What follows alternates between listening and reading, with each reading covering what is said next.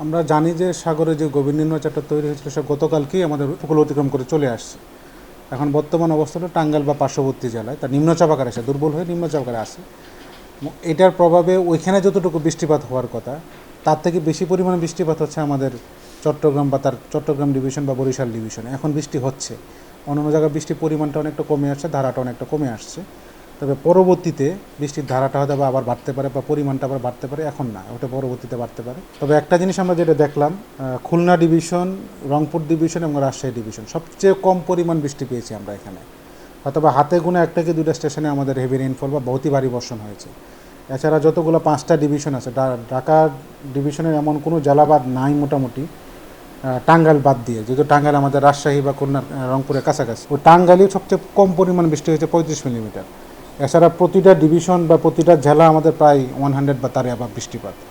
এর মধ্যে ঢাকা ডিভিশনে, ঢাকা জেলায় হলো আমাদের 196 মিলিমিটার ঢাকা সর্বোচ্চ বৃষ্টিপাত। ঢাকা ডিভিশনের মধ্যে সর্বোচ্চ বৃষ্টিপাত ঢাকায়। আবার নোয়াখালী বা আমাদের মাইজদিকুর যদি বলি, ওখানে 285 মিলিমিটার বৃষ্টিপাত রেকর্ড করা হয়েছে গত 24 ঘন্টায়, সকাল 6টা থেকে আজকে সকাল 6টা পর্যন্ত। তো বৃষ্টিপাতের ধারা অনুসারে বা বৃষ্টিপাতের পরিমাণ অনুসারে রংপুর, রাজশাহী এবং খুলনা এই 3টা ডিভিশনের বৃষ্টির পরিমাণটা একটু কম অন্যান্য তুলনায়। তবে চট্টগ্রাম ডিভিশনের বেশিরভাগ অঞ্চলে অতি ভারী বর্ষণ। খুলনা, বরিশাল তো কথাই নেই, বরিশাল প্রতিটা জায়গায় মোটামুটি অতি ভারী বর্ষণ। তো যেহেতু আমাদের সিস্টেমটা দুর্বল হয়ে বর্তমানে নিম্নচাপ, এবং সারাদিন আজকে তার 30 তারিখের মধ্যে সেটা হয়তো বা লঘুচাপে পরিণত হয়ে গুরুত্বহীন হয়ে যেতে পারে।